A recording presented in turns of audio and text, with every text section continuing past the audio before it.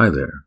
If you're looking for a basic guide to life skills, I've got one linked in the description, but this is not going to be that. In this guide, we'll learn the most efficient methods to level life skills when gathering without using stamina. This is not something a casual life skiller needs to do.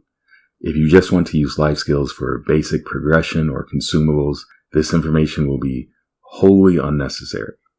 That said, if you want to level life skills to craft legendary gear, outfit a house with good-looking furniture, flex on your friends, or even just for the sake of it, you're in the right place. I'll explain how to get levels as painlessly as possible. Throughout the guide, I'll refer to the information in the spreadsheet that is linked in the description. It has approximate drop rates for materials, at least the ones I was able to test during the closed beta test, and will be updated after the game launches. There's a sheet detailing how much EXP is needed for each level, and individual sheets laying out the most efficient recipes for each life skill. Life skills in Star Resonance require 2,000 EXP per level to start. This requirement begins to grow at level 6 and ultimately reaches 6,000 EXP at level 49.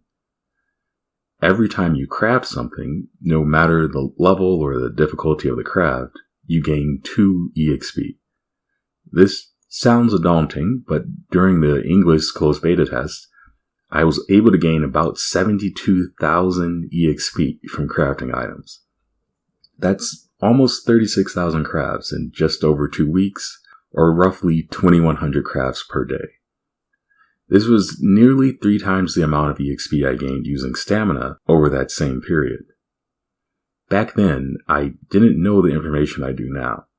I even spent the last week of the closed beta test testing gathering rates instead of crafting so I could produce this guide. But I was still able to craft legendary gear for every slot and create decent furnishings for my house thanks to 18 levels in Gemcraft, 20 in alchemy, and 30 in weaving. The method we'll be using isn't complicated. Using the data on drop rates, I calculated how much EXP you can get per gathering attempt when crafting certain items. We will prioritize crafting items that give us more EXP. We will also prioritize crafting items that can be used in secondary crafts. Finally, we will prioritize using items that have high drop rates so that we can do more crafts with less gathering. All of the information you need for that is in the spreadsheet. The trickier part is learning how to efficiently use secondary drops from gathering nodes. While each node has a main item you try to gather from it, they all drop an array of secondary items that you probably won't be using in your targeted craft. By finding ways to use these items as well, you can greatly increase the number of crafts you can do after a gathering run. Let's look at an example. Limestone's primary drop is, unsurprisingly, limestone. It has a 95% drop rate. It also drops limpid azure water at a rate of 150%. You can use 2 limestone and 1 water in a basic gemcrafting recipe for sandstone polishers. Due to the difference in drop rates, however, you will get about 3 water for every 2 limestone, which means you will have 2 water left over for each polisher you craft. If you gather 2,000 times to craft 1,000 polishers, you'll find yourself with about 2,000 extra water. You'll also have about 1,200 rock salts, 1,200 alum, 3,000 clay, and 3,000 fine sand. You won't need any of those items for gem crafting training. If you want to leverage the extra water for additional gem crafting training, you can spend some time gathering from thin twigs. They drop twigs at a whopping 450% rate and resin at a 200% rate. You can combine 6 twigs and 3 water with gem crafting to make rough paper, so another 900 gathers will allow you to make 670 rough paper.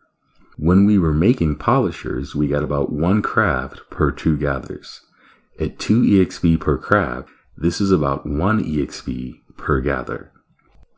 When we gather twigs to use the extra water, we get a better ratio of crafts to gathers, which results in about 1.5 EXP per gather.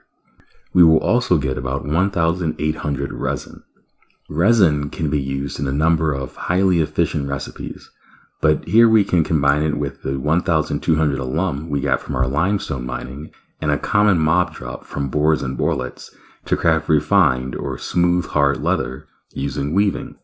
We only need one resin, one alum, and one mob drop per craft, so we can do an additional 1,200 crafts here without any more gathering.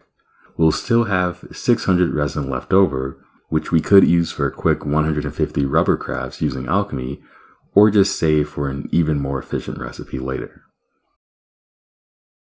The rock salts, clay, and sand can all be used in various alchemy recipes as laid out in the spreadsheet. As you can tell from these examples, volume is the name of the game. For that reason, you will greatly benefit from reducing the gathering time for your skills by activating the related talent nodes. In the example above, we gathered 2,900 times. At the base gathering speed of 5 seconds, this would take about 4 hours. The first speed upgrade will change the gathering speed to 3 seconds, so we could do the same amount of gathering in 2.4 hours. The second upgrade changes the speed to 2 seconds, which allows us to finish in only 1.6 hours. During that time, we crafted about 3,000 items to gain 6,000 EXP and still had materials left over for future crafts. For reference, your daily 400 stamina refill gets you only 1,600 EXP per day, and you still have to spend time or luno getting materials to use the stamina. The optimal gathering plan depends on which skill or combination of skills you want to level, so I can't create a general plan for everyone, but I have listed the most efficient recipes for each skill in the spreadsheet, along with how much EXP you will get per gather and all of the drops for each gathering node. This should be enough information for anyone to figure out the best way to accomplish their specific goals. Good luck.